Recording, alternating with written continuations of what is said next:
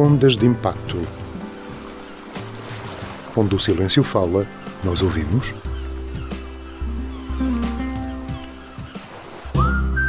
Juntos vivemos felizes para sempre com inclusão e igualdade. Intermarché Valdepedras. Viver bem ao melhor preço.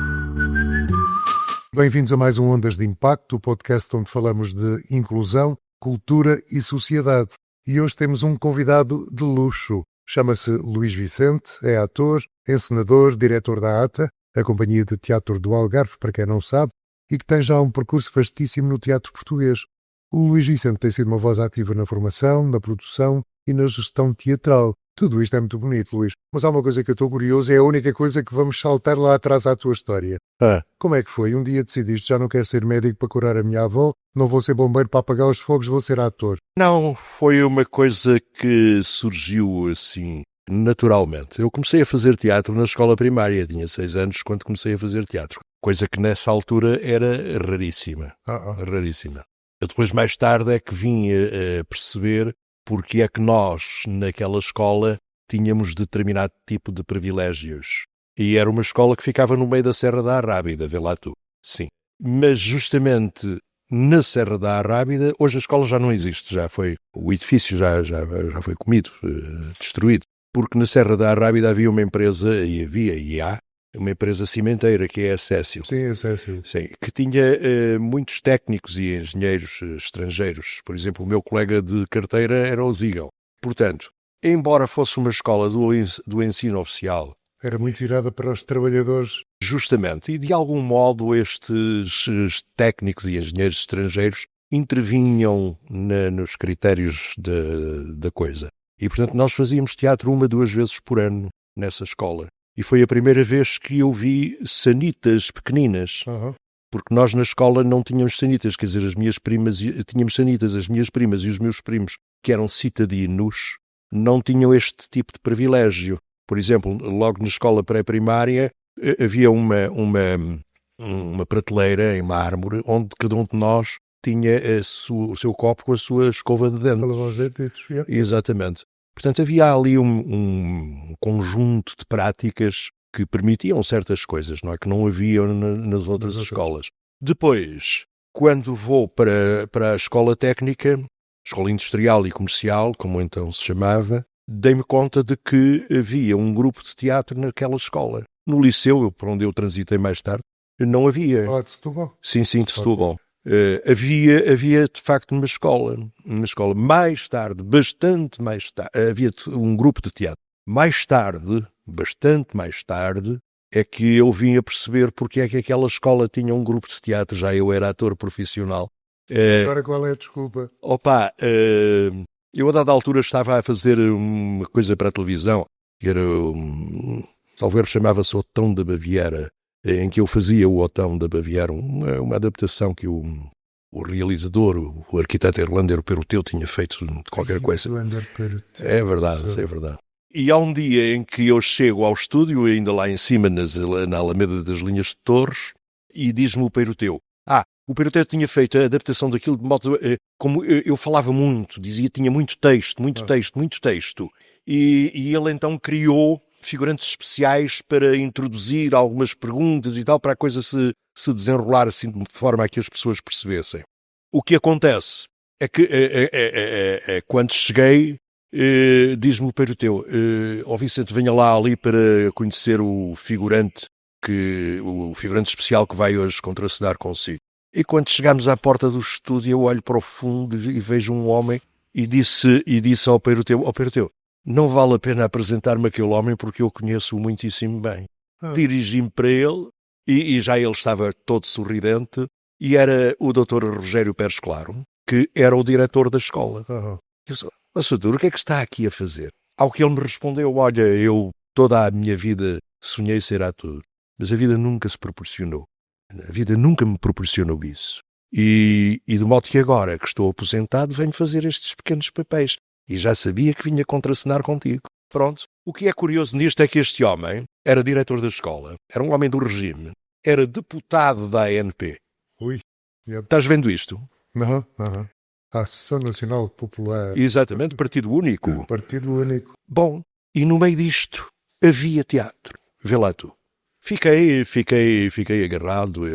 Depois estava destacada para nos orientar uma professora muito interessante, uma pessoa muito interessante, a professora Madalena Patrício, que mais tarde vou eu fazer espetáculos a Paris e encontro-a na Casa de Portugal, em Paris. Eu a subir, ela a descer, aquilo é uma escadaria larga. Pá, será? Não será? Bom, depois lá fiz o que tinha a fazer no meu quarto, desço e dirijo-me ela: doutora Madalena Patrício, o que é que a senhora está a fazer aqui? Olha, estou a dar aulas aqui na Sorbonne e venho ver o teu espetáculo. Ora.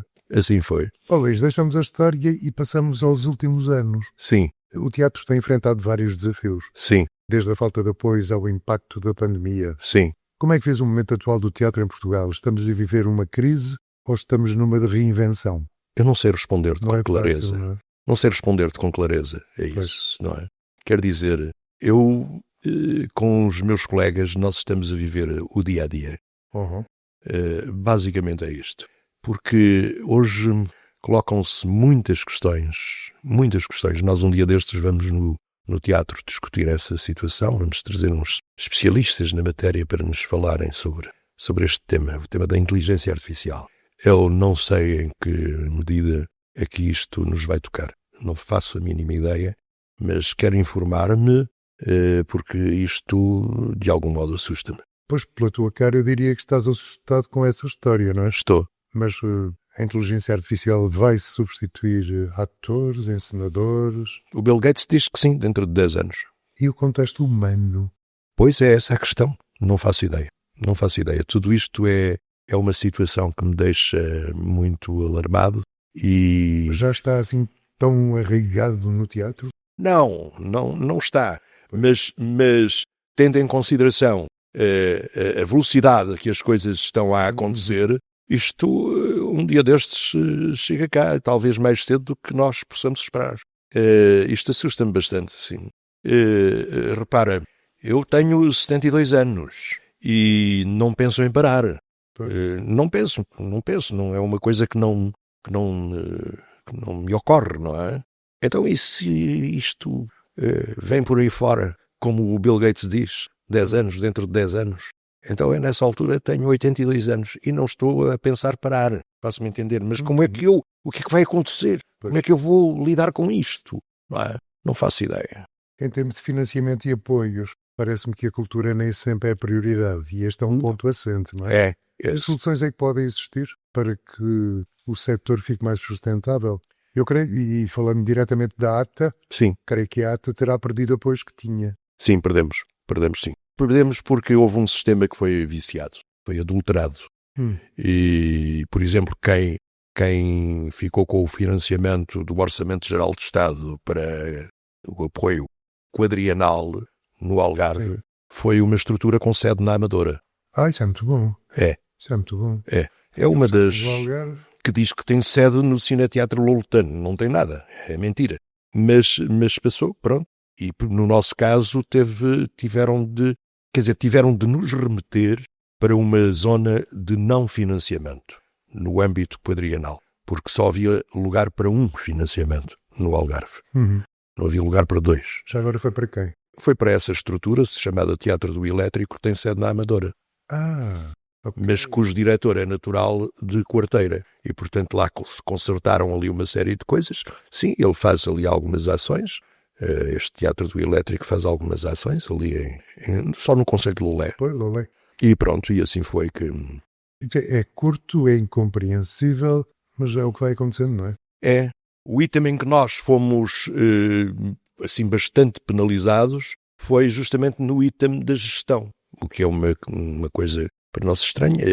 E fomos penalizados porquê? Vamos ver. Porque adquirimos uma viatura da marca Mercedes, como lá está referido. Sim, adquirimos uma viatura, alienámos 2 que já tínhamos com mais de 20 anos e comprámos uma viatura nova porque precisamos de uma viatura nova. Vocês dão umas quantas voltas por aí? Por aqui e por Espanha. Pois. Não é? E pelo norte. Não.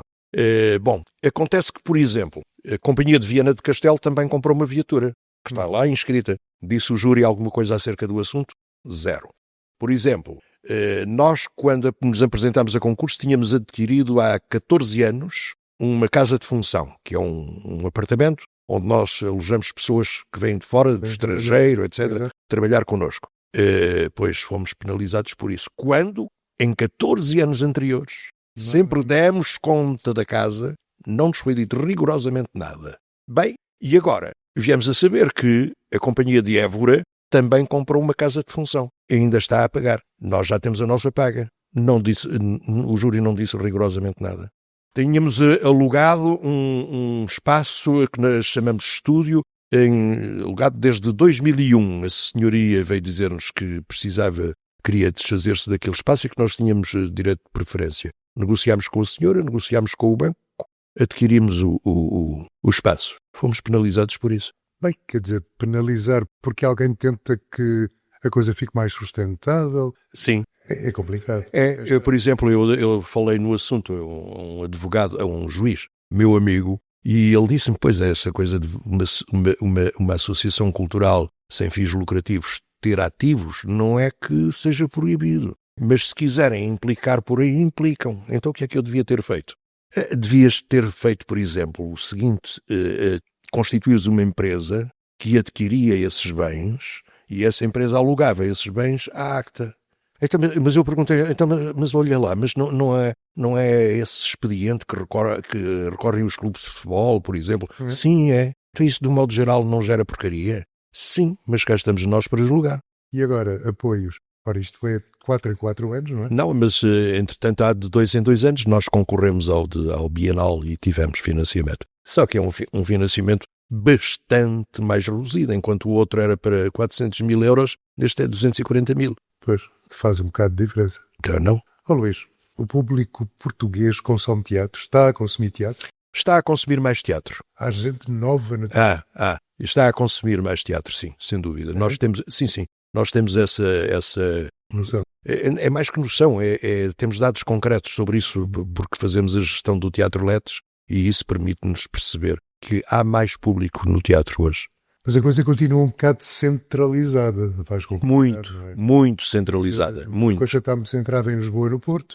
Como é que companhias como a ATA conseguem combater isto? Não, isso hoje em dia não se consegue combater, pelo menos pelos métodos, digamos, normais e convencionais, não é? Isto hoje em dia é criar muito ruído nas redes sociais.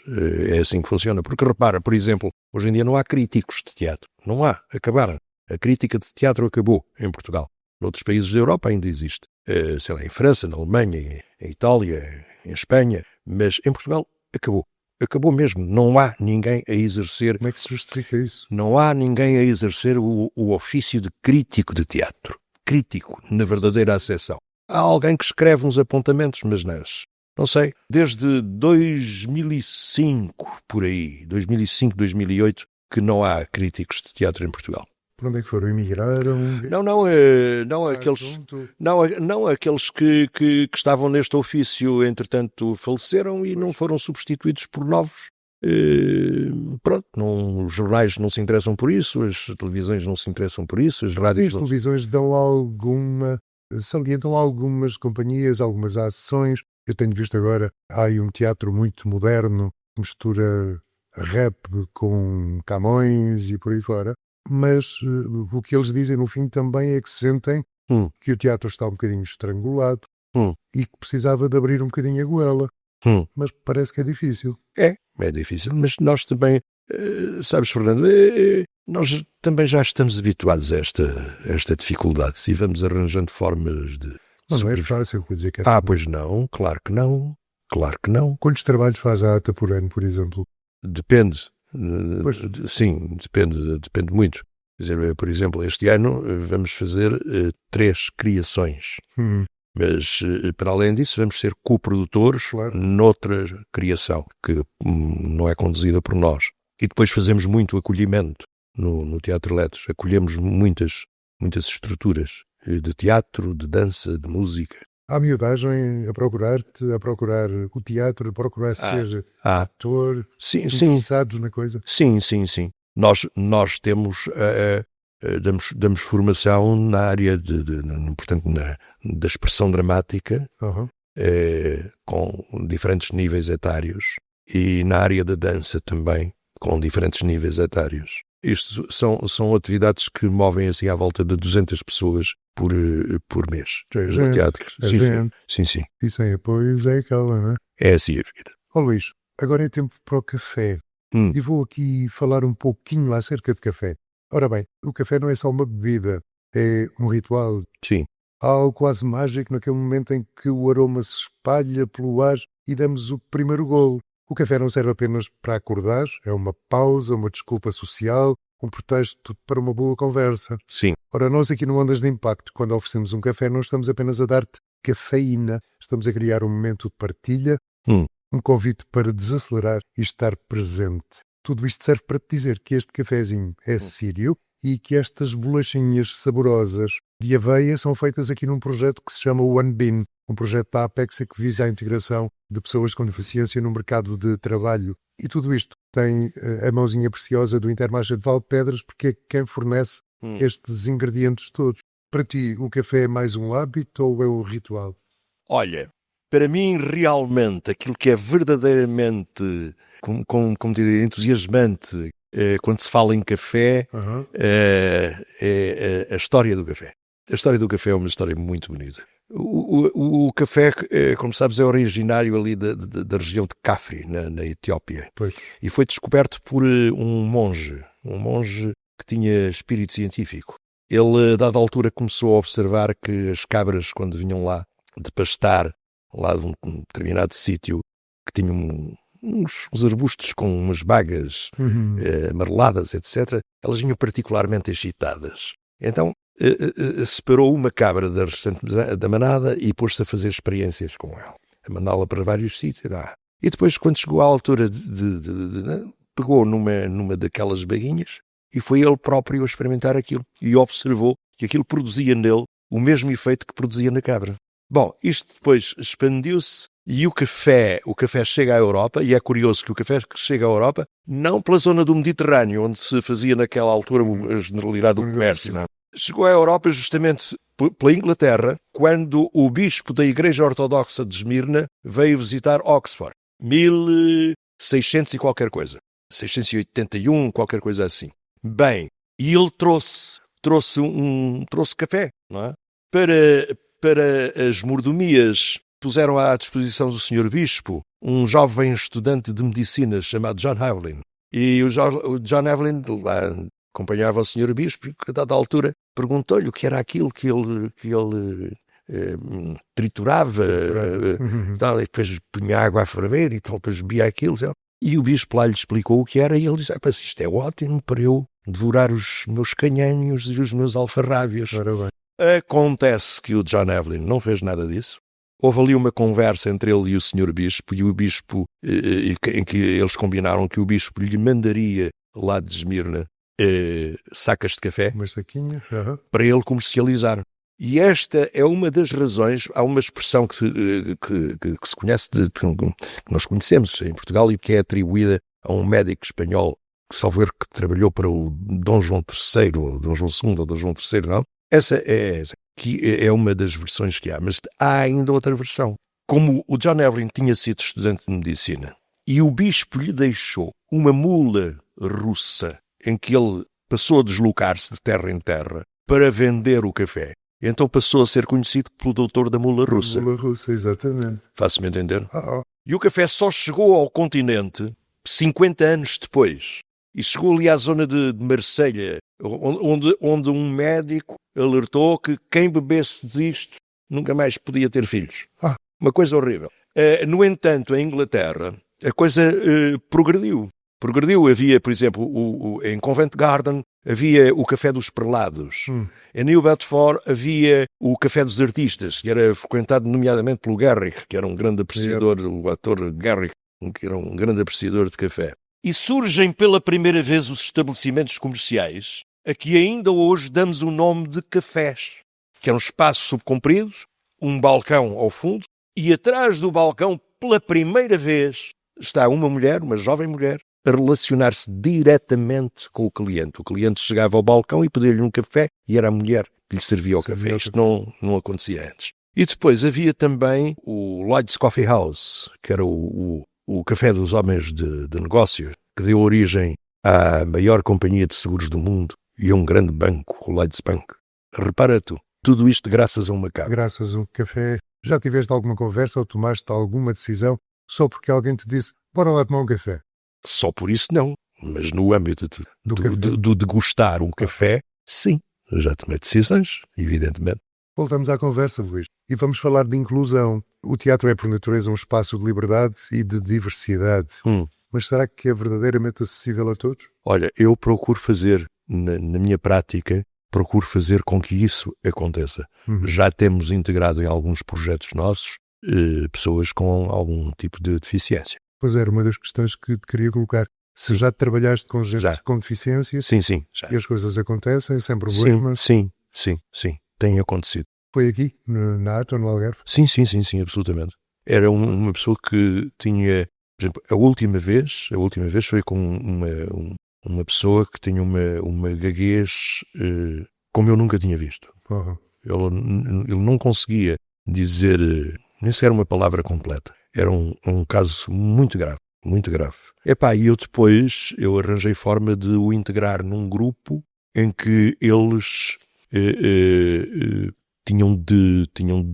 esse grupo tinha de ter um discurso um bocado, quer dizer, eu aproveitei essa deficiência dele para dar ali um pouco de ecolalia, não é? Pronuncia uma palavra e depois o outro diz o final da palavra que este disse, não é? E foi assim que as coisas funcionaram. E correu bem. Sim. Eu já entrei numa coisa dessas na ATA, sabias? Eu recebi um convite teu para qualquer coisa que foi feita com o Sendrev. Sim. Já há uns anos, sim. Há uns anos valentes. Sim. Então deram-me um papelinho para eu decorar a coisa, para eu ler a coisa. Sim. Só em cima do palco é que eu percebi quando vinham todos cuspir na cara. Sim. O Mário Spencer veio-me pedir desculpa, eu mandei tantos gafanhotos para cima. Mas achei-me ter piada e correu muito bem. Sim. Estavas doente nessa altura.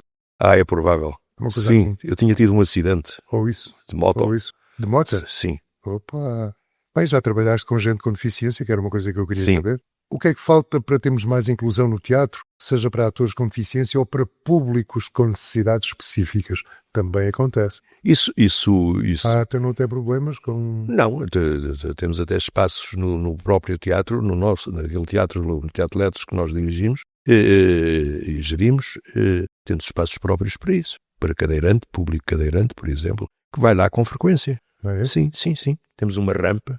Essas são tudo coisas que hoje em dia isso não constitui problema. Não devia, mas ainda constitui, como sabes. Não é? Pois, É complicado. No nosso caso não constitui problema, não é? E mesmo para pessoas com determinado tipo de necessidades, nomeadamente cognitivas, também há possibilidade de fazer isso e tomar isso atenção. E, por exemplo, em todos os espetáculos produzidos por nós e também, em alguns casos, daqueles que acolhemos, temos tradução em língua gestual, por exemplo. Temos isso. Nas nossas criações há sempre um espetáculo, uma representação que é feita em língua gestual portuguesa. Boa. Sim. Estás a pensar fazer obras na ATA, no teatro? Na ATA não, a ATA não precisa de obras. Então. Mas aquele teatro que é lindíssimo. Sim. Se calhar merecia que alguém desse uma atençãozinha, não, Luís? Olha, Estás a rir? Estou a rir porque esse é um assunto muito antigo. É bastante antigo. Tem mais de 40 anos. É verdade. Caramba. E parece-me que está agora em vias de ser solucionado. Talvez no final do mês que vem se possa dar notícias Já me disso. sei, há ali umas cadeirinhas que fazem uns gemidos um bocado estranhos e que às vezes atrapalham mesmo. Sim. Há ali vários problemas. Mas Esta bem. parece que sim. Toda a gente me diz que sim. Todas as pessoas envolvidas Era aquela sala merece. no processo me dizem que sim. E, portanto, parece que vai acontecer lá no final do mês de maio. Para aí vamos ter boas notícias. Hajam eleições. Pois. E depois há tudo o resto. Depois há tudo o resto que é preciso fazer ali. Mas, curiosamente, sabes que antes da pandemia, eu só falei com ele uma vez mas veio aí um jovem arquiteto que, imagina, ele quando era criança vinha passar férias ao Algarve com os pais, e os pais serão com certeza pessoas interessantes, que não se limitavam ao sol e praia e Dava umas voltinhas. davam umas voltas também, iam visitar a região, etc. E ele era miúdo e conheceu nessa altura o Teatro Lettres. E agora, quando foi fazer a tese dele de doutoramento na Universidade de Estrasburgo, resolveu fazer tese justamente sobre o Teatro Lettres. E então a Câmara de Faro ficou ali com um projeto absolutamente fabuloso e sem gastar um cêntimo. Estás a ver isto? É meio caminho andado, caramba. Agora É, se fala é. mesmo mãos à obra. Sim, mas o Lettres não é propriedade da Câmara. Não? Não, é propriedade da Cruz Vermelha. E por isso é que estas coisas têm demorado este tempo todo. Demoram, pois. Tenho aqui uma questão que nós já abordámos um pouquinho, com um susto teu, mas eu volto lá. Para onde é que caminha o teatro? É que agora há por aí tecnologia, o streaming, os novos formatos digitais. Não falamos da inteligência artificial ainda. Isto é uma ameaça ou é uma oportunidade, Luís? Não faço ideia, porque é assim, Fernando. Eu sou do tempo em que o teatro tinha uma feição muito artesanal. É tão humano, é uma coisa tão humana, não é? Pronto, claro. E eu continuo nessa feição. Por exemplo, nós temos andado pelas escolas, mesmo agora vindo um caso desses, não é? A fazer leituras encenadas do Sermão de Santo António aos Peixes, do Padre António Vieira. E vamos montar um espetáculo que vai estrear em maio, justamente a partir destas leituras encenadas que andamos a fazer pelas escolas. E que temos feedback, um feedback muito interessante por parte dos alunos. Os miúdos e as miúdas participam nisto. Pois era outra questão. É. Eles vão, gostam. Sim. Portanto, o teatro tem pernas para andar, não é? Terá sempre pernas para andar. Eu estou a crer que sim. Mas não estás muito feliz com a situação, não estás? Não, estou apreensivo. Basicamente é isso, apreensivo com o que para aí pode vir. Não faço ideia. O Lettres continua a encher? Sim. Temos aumentado o número de espectadores. De encena agora. Da nossa parte vai estar só em maio. Mas, entretanto, vamos receber um grupo de cantadores do Alentejo. Sim. Canta Alentejano, o Canta Alentejano, não é? E já está para aí institucionalizado. Já é património, não é? Sim. Já é património. Não me recordo agora como é que se chama o grupo, mas tem uma curiosidade. É que um dos cantores é chinês. Eu já vi uma reportagem sobre esse cavalheiro. Opa, impecável, tenho que ver isso. Eu vi a reportagem sobre esse senhor. Sim. Sei que é chinês e está metido no teatro. E era aqui para o Alentejo. Era sim, assim. É esse. E vamos fazer 2 sessões porque a primeira já está com lotação esgotada. Luís, o teatro. Esta vida é um teatro, não é? E nós somos uns atorzitos da treta que andamos por aqui. O que é que tu achas que está a acontecer no mundo neste momento? E que o teatro também agarra, explica, goza. Nós estamos a viver um período muito complexo, por várias razões. Os conflitos bélicos que estão a acontecer, por um lado, e por outro lado, os desenvolvimentos destas novas tecnologias que estão a atingir patamares que não absolutamente impensáveis. Há 5 anos atrás eram impensáveis. Não é? Isto cria grandes complicações. Não sei, eu fico... Não é inseguro que eu me sinto. Fico um bocado perplexo com tudo isto e apreensivo. Onde é que isto vai parar? Onde é que nós vamos chegar continuando assim? Não sei, não faço ideia. Sei que há uns anos, na Universidade Técnica de Taiwan, foi feita uma encenação do Fantasma da Ópera, com robôs. E houve um momento crucial em que a personagem masculina, o robô masculino, beijou o robô feminino. É verdade. Foi uma coisa absolutamente... Isto já há uns anos, foi salvo erro, em 2017. Em Taiwan. Em Taiwan, na Universidade Técnica de Taiwan. E os robôs beijaram-se. Beijaram-se. Isto está perigoso, Luís. Tá. E agora temos uns donos do mundo que são completamente passados dos queijos. É verdade. É aquilo que parece. Ou este mundo está passado e eles... Sim, este mundo está passado e eles têm conexões que vão muito longe. Repara, por exemplo, nós falamos nisso no Sermão de Santo António aos Peixes, falamos nisso. A Tesla é uma das empresas que trabalha com o coltan que é extraído nas minas no leste do Congo. E que, segundo dados da ONU, é responsável pela morte de 4 milhões de pessoas, grande parte delas crianças entre os 6 e os 11 anos. Porque nem todas as minas são assim, a abertura das minas, a entrada nas minas, nem toda é assim. Mas são pequenos orifícios onde dificilmente um adulto cabe. E então mandam crianças lá para baixo esgravatar o coltan, trazer o coltan para cima, depois há outras crianças cá em cima mais pequeninas a lavar o coltan e são vigiadas por adultos que têm uns varapaus e que lhes batem quando elas não fazem o serviço convenientemente. E eu já vi um documentário feito pela BBC justamente com estes detalhes.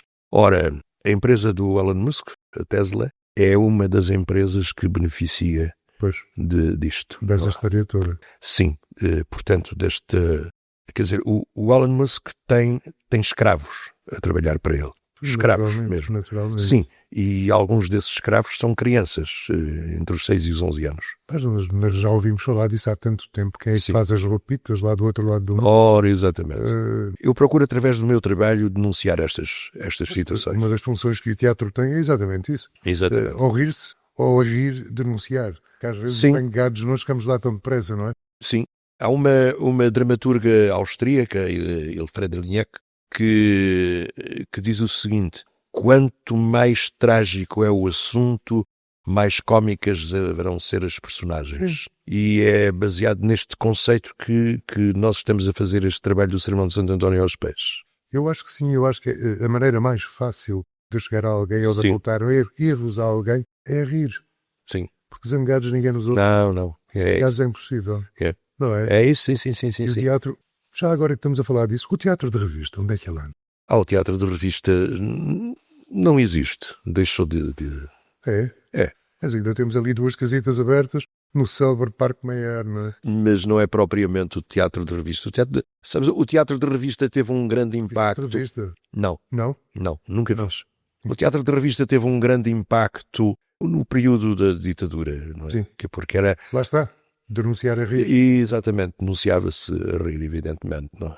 E nessa altura teve um grande impacto. Depois, mais tarde, portanto, foi perdendo impacto, e a última tentativa que eu dei conta de revitalização, tentativa de revitalização do teatro de revista foi feita pelo José Raposo e pela Maria João, mas eles também desistiram disso.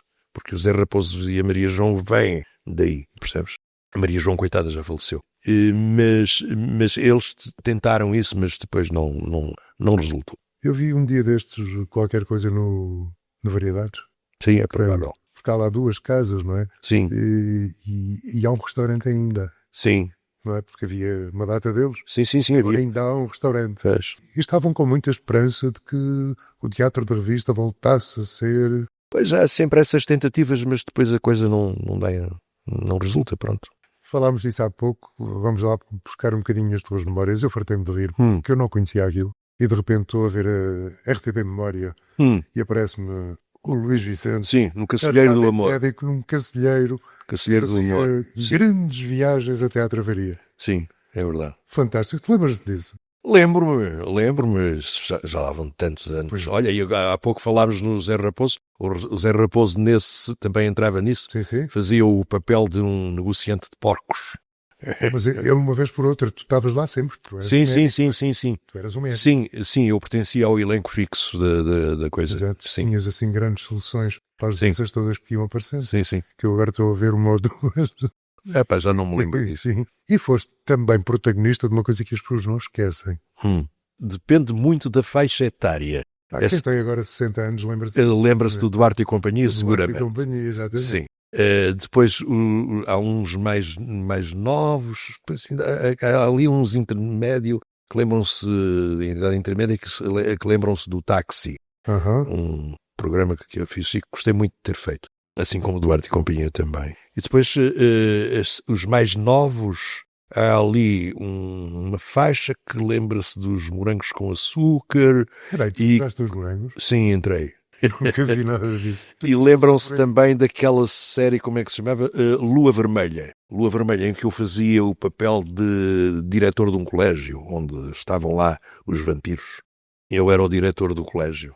E depois, ainda um dia destes, num pequeno acidente que tive com o carro, a pequena que estava no carro lembrou, você entrava no Ministério do Tempo. Também gostei de fazer esse trabalho. Era para continuar, mas depois aquilo houve para lá problemas. Mas conheceu-te? Sim, reconheceu-me. Que eu fazia o secretário do ministro. Nesta altura do campeonato, o que é que te dá mais gozo? Estar em palco ou estar atrás a preparar tudo isso? Encenar? Porque há alturas da vida em que a gente faz, não é? Muda de sítio. Sim, mas... Estás bem nos dois sítios ainda? Sim, estou. Sinto-me bem. Tanto num sítio como noutro, e assim como nos dois ao mesmo tempo. Pois, às vezes acontece, não é? Acontece-me com frequência, os dois ao mesmo tempo. Grande Luís, para terminar. Sim. Se pudesses deixar para aí um apelo aos decisores políticos e ao público sobre o teatro e a cultura em Portugal, o que é que gostarias de dizer? Que bujarda gostavas de mandar? Vão estudar. Queres repetir? Vão estudar. O que é que uma pessoa pode dizer? Ok. Há ministros, há secretários de Estado, não sei o quê, não percebem patavina do assunto. Não percebem. São umas nulidades. A cultura leva-se sempre porrada e não dá para entender isto. Não. Não é? O que é que uma pessoa há de fazer? Pois, mandá-los estudar, pois, se calhar é isso mesmo. Estudasses, como dizia o outro, não é? Sim. Grande Luís, foi um prazer ter por aqui. Ora essa, já obrigado. Víamos aos tempos, foi ótimo ver-te, foi ótimo ver que continuas empenhado no teu trabalho, que vais ter obras no teu letos, que a coisa vai ficar mais bonita. Sim. E que o teatro continua aí com força para dar e vender e a apontar aquilo que tem que apontar, porque é para isso que ele serve, não é? Exatamente. Luizão, muito obrigado. Muito obrigado, Muito obrigado, e Fernando. para quem está desse lado, obrigado também e até à próxima. Tu Ondas de Impacto, é assim, não é? Neste episódio destacamos alguns pensamentos. Quando vou para a escola técnica, escola industrial e comercial, como então se chamava, dei-me conta de que havia um grupo de teatro naquela escola. No liceu, para onde eu transitei mais tarde, não havia. Falar de Setúbal? Sim, de Setúbal. Havia de facto uma escola mais tarde, bastante mais tarde, havia um grupo de teatro. Mais tarde, bastante mais tarde, é que eu vim a perceber porque é que aquela escola tinha um grupo de teatro, já eu era ator profissional. Olha, eu procuro fazer, na minha prática, procuro fazer com que isso aconteça. Já temos integrado em alguns projetos nossos pessoas com algum tipo de deficiência.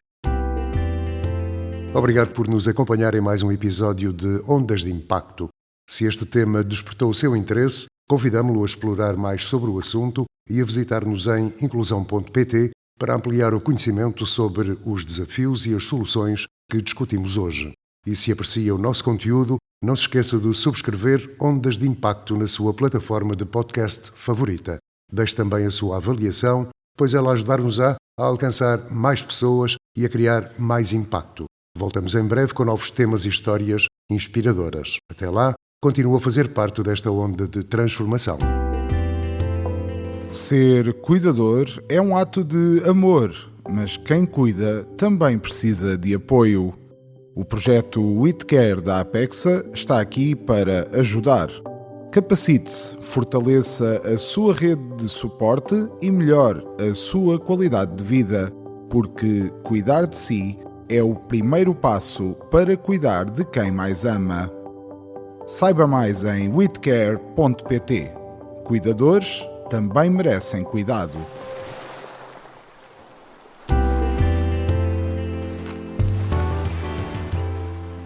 Ondas de Impacto. Onde o silêncio fala, nós ouvimos.